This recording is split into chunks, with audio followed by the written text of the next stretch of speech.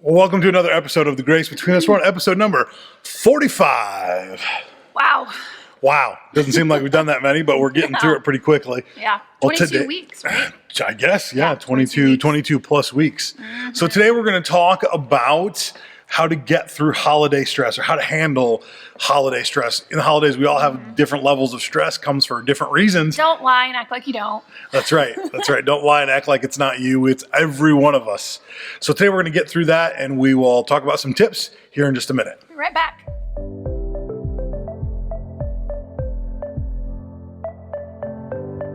Welcome to episode 45 of The Grace Between Us. As always, I'm Pastor Nathan Hurst. And I'm Pastor Lori. And today we're talking about tips, how to handle holiday stress. Yep. You know, the first thing you really have to do is you have to think in moderation. That's right. A lot of times we get overwhelmed and want to do so much. Make everyone's holiday perfect. Find a way to hit everyone's wish list and accomplish every list, every goal, every wish. That doesn't happen. No. And there's always going to be another holiday. There's always going to be another Christmas, another Easter, another New Year's. There's always going to be a reason to hit another party. So think in terms of moderation. What can you actually accomplish this holiday season? Don't get overwhelmed in trying to get every gift on your child's gift list. Ours keep growing. In fact, today we're sitting here preparing, getting ready for the podcast, and my son goes, "Yeah, here's another gift I'd like to have." Oh. Because it popped up on YouTube. Guess what he's not getting? We've already bought those gifts. We've gotten it done. Yeah. So, I think sometimes we think that we have to get everything on their list, and that's an expectation we set and we can affect. So if we're setting that expectation, of course, that's what they're going to expect. But if we set the expectation, hey, you may not get everything on your list, but please give us ideas of what you want. Yes. That goes for children and adults. Yeah. Right? Adults, you should be grown up enough. If you don't get everything on your list, figure it out. Do not pout and have a fit. Figure it out. You don't know everyone's budget, and you shouldn't assume that you can spend their money. That's right. Don't assume to know people's budget. That's like adulting number one. Don't assume somebody else's budget. And don't go into debt for Christmas. No. No. Again, moderation. It's not worth it. Also, moderate your time. Like your family's time matters more than anything. Yeah. So your immediate family, your spouse, your kids, that time is precious. Everyone else can kind of go pound sand. Just plan for it. That's where right. the biggest issue comes is when there's no planning, and then the stress comes in with it all. Anxiety because you're wanting to please everyone. But when you plan, you can usually get done what you want to get done after you have it on the calendar in the time frame and with the budget you have without the stress. Without the stress. So the next one is learning how to dismiss guilt. This is a big one for her. I don't care what you think of me. Yeah. So I really don't have a guilt issue. It's a good and bad. I want to make everyone happy. That's right. I like everyone to be peaceful. Yeah. And I don't want to feel the She's pressure. the peacemaker, that's for sure. I don't want to feel that. I want everyone to get what they want. And the hard part is the guilt sets in. So a comment is made, "Oh, we're not going to do it the way I wanted to," and then a guilt sets in. "Oh, I'm not going to get exactly what I asked for," and guilt sets in. And "Oh, you're not going to make the turkey the way I made it when you were growing up," and the guilt sets in. Listen. Holidays are about coming together as a family and connecting, right, with the family and loved ones, but they're not about pleasing everybody. You're not going to please everybody. And you know what? You're not going to go back and fix holiday mistakes of the past either. So don't get caught up in that guilt. I think I did it to my mom this Thanksgiving. You did it? Potatoes. She was like, "We're going to have instant potato." I was like, No. I was like, "I'm going to go buy some." I made some. I probably wasn't necessary. We could have eaten those. They would have been fine. Probably. But, But it wasn't a guilt trip. We just went and did what we were going to do. Yeah. And that's the other thing. Don't feel guilt if you want to accomplish something and somebody else says, "Well, it doesn't fit my time frame or my budget." Go do what you want to do. Go have the Christmas you want to have. Go have the holiday season you want to have.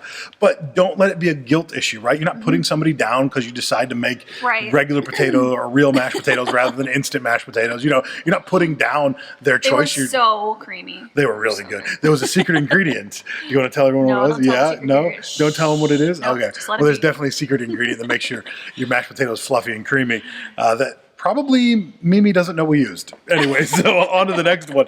Focus on today and not yesterday. Focus on what you can do today. Focus on where your family's at today. Don't focus on issues of the past, right? Yeah, that's hard for a lot of people because a lot of our memories, the memories that are closest to our heart are in the past. And oftentimes they include people who aren't with us any longer. That's right. And so people can get depressed over the holidays. Yes. And so we have to not focus on the past, but focus on today and what treasures we have in front of us. Yeah. And instead of getting wrapped up in the past and missing out on what's right there in front of us at that time. Yeah, because you can totally miss out on the good people. You can miss out on the good conversation. You can miss out on the good memories you're making in the moment. You can miss out on where your kids are at or your grandkids are at because you're thinking of Christmas past. And I don't think people probably do it intentionally. No. But they get caught in those moments because they feel good. You like those moments, yet you can make new moments that are going to feel just as good. Yeah, you can make new memories. You can have new moments. You can have new, Even new excitement, traditions. new traditions.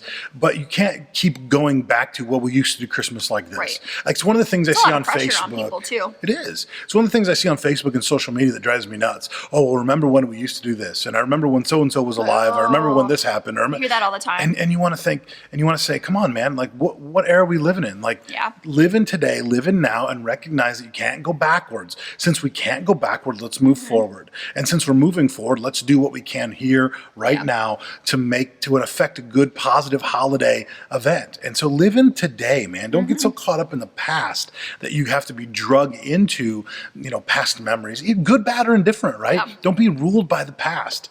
Live in the here and now. Allow the here and now to be the special moment. Yeah. And the people around you are going to thank you for it because it means that you value them. Yeah. It means you value them in the present. It means you value them here and now and not the past and what could have been. And the next one is real simple. Just say no.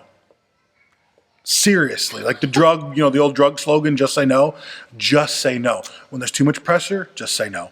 When you can't do or can't fulfill someone's expectation, just say no. Well, I think it comes down to many times people, your lack of planning doesn't constitute an emergency on my part. That's right. So when you're planning for the holidays, you have your calendar out, you've got things written out, and then someone just throws something at you randomly that was not planned, makes you feel like you have to do it. You can say no. That's right. You can say no. And I don't care if it's your mom, your mother-in-law, your grandma, your stepmom, your dad, your father-in-law. I don't care who it is, your big brother. I don't care who it is. You can say no. Yeah. If it doesn't fit for your family, for your context, for what you're doing right now, just say no. No is a beautiful word. Now, I believe in what's called a creative veto.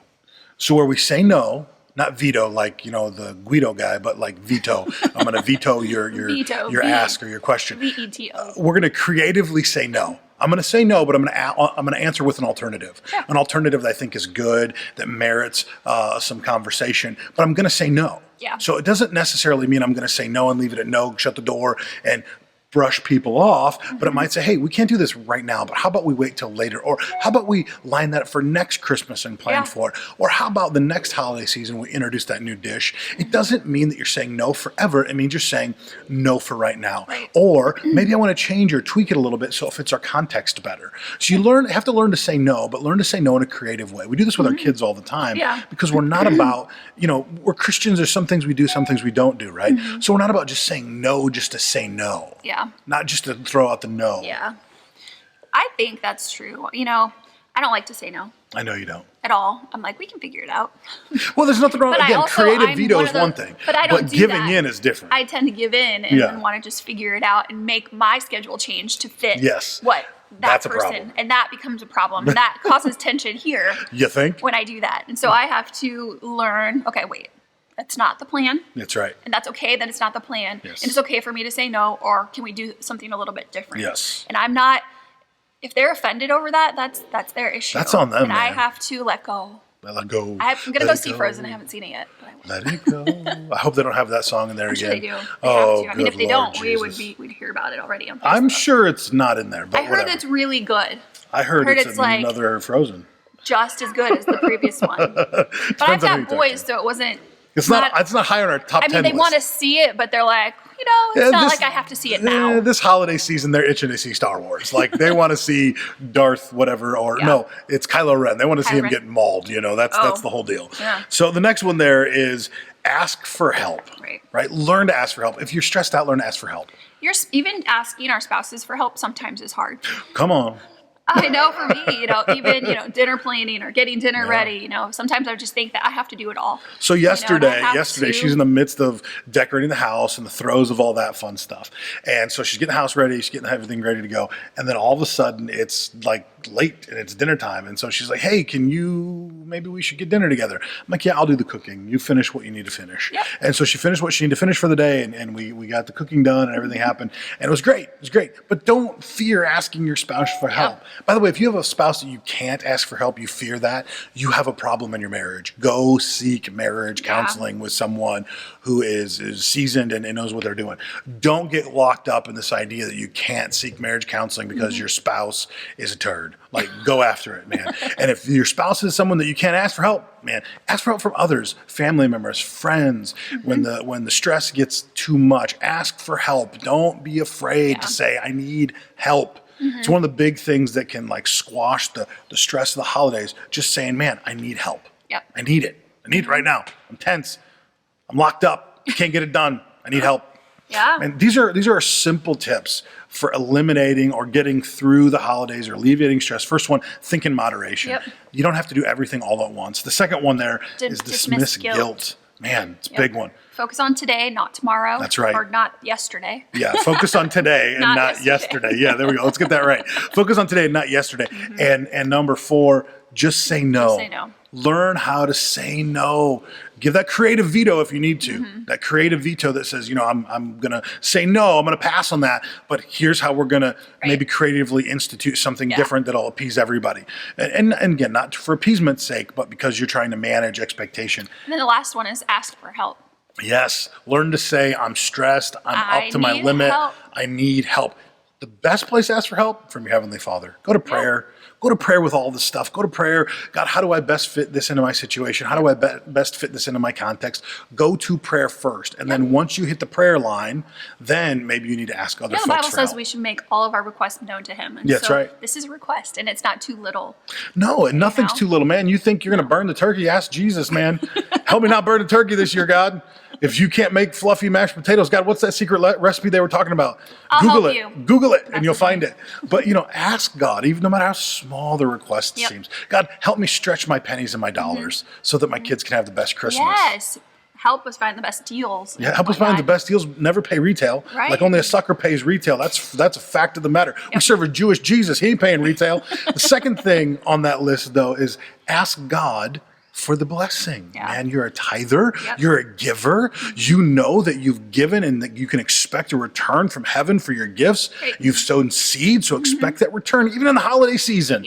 Even in the holiday season when people are busy giving and giving and giving, it's the best time to expect God to give back into your life. He will. He's not only going to stretch your dollars, and he's definitely not paying retail because we serve a Jewish Jesus, but more than that, he is going to get into your hands the funds that you need for your family for this holiday season, the time that you need. That's right. All the resources that you need. Come on. So you can ask for help. Ask for help from your Heavenly Father first. That's where it comes from anyway. Come on. We love these tips. No, these are awesome tips. We try to live by them. They're not great, but they're not perfect. Tested them out. We've messed up. We've messed up, trust me. And don't expect to be perfect. It's all a process. We're not going to be perfect. We do the best that we can, and we move forward from there, and we learn what to do, not to do, and have the best holidays we can. So that's right. We know the true reason of Christmas, is remembering the birth of our Savior. And so, going back to that core belief is very, very important. And that helps us get through a lot of these struggles. It helps us get through the ups and downs. So, man, put these on your list, write them out, make them part of your holiday season tradition to get through some of these tips to help you manage the stress at the holidays. You got this. You got it. You're going to get through it. Christmas it's going to be a great Christmas season. No need for blow-ups, no need for crying, no need for tears. You can get through it, and you can get through it well. We will see you next time on The Grace Between Us, at The Grace Between Us on all the socials. Hit us up, connect with us, DM us if you want to have us cover a different topic. We'd love to have your input on what that is.